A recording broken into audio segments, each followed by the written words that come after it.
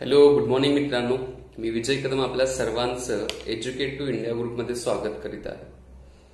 तर आज मी तुमच्यासोबत थोडं केंद्रीय लोकसेवा आयोग यूपीएससी त्याचबरोबर केंद्राच्या ज्या परीक्षा राहतात ना, स्टाफ सिलेक्शन कमिशनचे, एसएससीचे असेल, कंबाईनच्या वगैरे असतील, तर त्या संदर्भात मला बोलायचं आहे थोडं. पण आज मी प्युअर यूपीएससीच्या बाबतीमध्ये बोलेल की महाराष्ट्रामध्ये, म्हणजे मी स्वतः मला पडलेला प्रश्न तर आहेच तो, पण बऱ्याच न्यूज पेपरला मी वाचलं होतं, गेल्या 1-2-3 वर्षामध्ये वाचलं होतं, बऱ्याच ब्लॉगवरती वाचलं होतं की यूपीएससीचा अभ्यास करणाऱ्यांचा जो टक्का आहे महाराष्ट्रामधला ना, तो टक्का खूप कमी आहे असं मला जाणवलं ते वाचल्यानंतर. आणि जनरली बऱ्याच लोकांनी आपल्यापर्यंत ते सांगितलेलं पण आहे. आता हे असं असण्याचं कारण काय आहे, तर थोडं असं जाणवलं की यूपीएससीच्या बाबतीमध्ये थोडी मराठी मुलांच्या मध्ये, मराठी जे कॉम्पिटेटिव्ह म्हणजे स्पर्धा परीक्षेचा अभ्यास करणारे माझे मित्र असलेल्या सर्वांच्या मध्ये थोडी भीती आहे की परीक्षा खूप अवघड असते, त्याचबरोबर इंग्रजीमध्ये असते, इंग्लिशमध्ये लिहावं लागतं, डिस्क्रिप्टिव्हली लिहावं लागतं, आणि पूर्वपरीक्षा पण खूप अवघड असते, इंटरव्ह्यू इंग्लिशमध्येच द्यावा लागतो. तर असे बरेच प्रश्न मुलांना पडलेले आहेत, त्याचबरोबर ती भीती पण पडलेली आहे. मग ही भीती काढण्यासाठीचा माझा छोटासा प्रयत्न आहे बघा. तर मी आज असं ठरवलेलं आहे की असंही ठरवण्याचं कारण पण आहे की मराठीच्या मार्फत यूपीएससी साठी मार्गदर्शन करणारे आपल्या युट्यूबवरती मराठीत मार्गदर्शन करणाऱ्यांचं प्रमाण मला अजिबात दिसलंच नाही, कोण मार्गदर्शन करत आहे मराठीतून. तर मी असं ठरवलं की थोडं मराठीमधील माझे जे मित्र असतील, स्टुडंट्स वगैरे असतील, कॅन्डिडेट्स असतील की यूपीएससीचा अभ्यास करतायत पण त्यांना प्रॉपर गायडन्स भेटणं झालेलं आहे, तर त्यांच्यासाठी मी काय करू शकतो. मग त्या उद्देशाने बघा, मी यूपीएससीसाठी तुम्हाला मार्गदर्शन करायला माझ्या पद्धतीने, माझ्या परिणामी मार्गदर्शन करण्याचा प्रयत्न करेल. आणि ते मार्गदर्शन म्हणजे मी म्हणेल की ऑथेंटिक करण्याचा प्रयत्न करेल. काही असं चुकीचं वगैरे काही सांगणार नाही. जी गोष्ट मला पटली असेल, जी गोष्ट मला अशी जाणवली असेल की हे सही बरोबर आहे, तर मी तुमच्यापर्यंत ते पोहोचवण्याचा प्रयत्न करेल. राहिला मुद्दा, आपण म्हणतोय यूपीएससीला आपण घाबरतोय. एक गोष्ट मान्य आहे की वर्षातून एकच परीक्षा असते, साधारणतः 700, 800, 900च्या आसपास जागा अलीकडे सुटायला लागलेल्या आहेत. त्यामुळे त्या 700, 800, 900 जागांच्या मध्ये एक 100 पण साधारणतः आयएएस असतात, 100 आयपीएस असतात. एक ऍव्हरेजली म्हणतोय, त्याच्यामध्ये पण कास्ट वाईज डिस्ट्रीब्युशन असतं, विभागणी केलेली असते, आणि त्याच्यानंतर मग बाकीच्या पण पोस्ट असतात.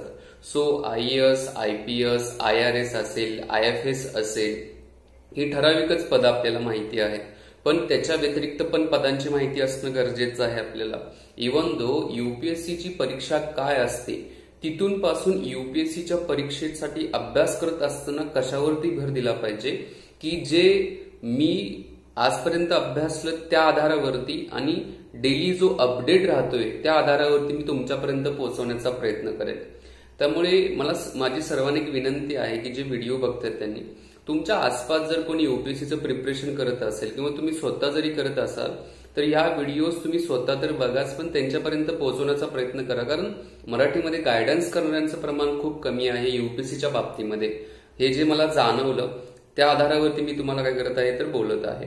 आणि राहिला मुद्दा न्यूनगंडच्या बाबतीमध्ये, तर घाबरायची काही गरज नाहीये. आपण मराठीमधून पण यूपीएससीची तयारी करू शकतो. आपण पूर्वपरीक्षा जी आहे, मुख्य परीक्षा आहे, आता पूर्वपरीक्षा इंग्रजी आणि हिंदीमध्ये राहते, जे काही तुमचे प्रश्न असतात ते.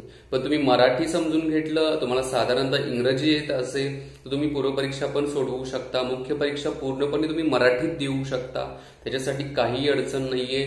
तुम्ही इंटरव्ह्यू पण मराठीत देऊ शकता. एक लेक्चर सिरीजच मी तयार करेल. या लेक्चर सिरीजमध्ये पूर्वपरीक्षा काय असते, मुख्य परीक्षा काय असते, म्हणजेच मुलाखत नंतर काय असते, पूर्वपरीक्षेचे विषय कोणते आहेत, मुख्य परीक्षेचे विषय कोणते आहेत, त्याचबरोबर मुलाखतीत कशाच्या आधारावरती घेतली जाऊ शकते. आता मुलाखतीमध्ये तुम्हाला चांगलं स्वतःला रिप्रेझेंट करायचं असेल तर त्याच्यासाठी आपल्याला आत्तापासून कसे प्रयत्न करता येतील. आणि जे आत्ता यूपीएससीची तयारी करतायत मुलं, किंवा ज्यांचा विचार आहे आयएएस बनायचा आहे, आयपीएस बनायचा आहे, तर त्यांच्यासाठी त्यांनी प्लॅनिंग कशा पद्धतीनं केलं पाहिजे. पुन्हा एकदा मी माझं स्वतःचं प्लॅनिंग तुम्हाला सांगणार नाही. जे अधिकारी झालेले आहेत त्या अधिकाऱ्यांचा जो काही त्यांनी प्रवास सांगितलाय, त्यांचं प्लॅनिंग कसं होतं, त्या आधारावरती मी तुम्हाला सांगणार आहे. सो बी ऑथेंटिक माहिती देण्याचा मी तुमच्यापर्यंत प्रयत्न करेल, बरोबरच माहिती देण्याचा मी काय करेल, प्रयत्न करेल. त्यामुळे युपीएससीची तयारी करणाऱ्यांनी तयारी आहे तशीच ठेवावी आणि नेहमीच पॉझिटिव्ह राहावं. कारण छत्रपती शिवाजी महाराज असतील, छत्रपती संभाजी महाराज असतील, पेशवे मराठे जे होते, यांनी दिल्लीच्या तख्तवरती जाऊन मराठा सत्ताचा झेंडा लहरवला होता, फडकलेला होता त्या ठिकाणी. मग आपण मराठी मुलांनी युपीएससीचा जो दिल्लीमध्ये जाऊन आपण आपला झेंडा का लावू शकत नाहीये, याच्याविषयी आपण थोडा विचार केला पाहिजे. त्यामुळे जर युपीएससीची तयारी करायची तुमची मनापासून इच्छा आहे ना, तर पाठीमागे अजिबात हटू नका. त्या संदर्भात माहिती देण्यासाठी मी तयार झालेलो आहे इथं आता. त्यामुळे तुमचा प्रवास जो आहे तो व्यवस्थित तुम्ही आहे तसा कंटिन्युअस ठेवायचा आहे.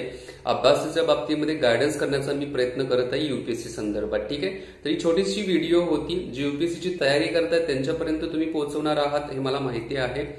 आणि सर्वात महत्वाचं, याची एक लेक्चर सिरीजच असेल युपीएससी संदर्भात. मी तर थांबतो. व्हिडिओ आवडले असेल मित्रांनो तर लाईक, शेअर आणि सबस्क्राईब नक्की करा. जय हिंद, जय महाराष्ट्र, जय भारत, वंदे मातरम.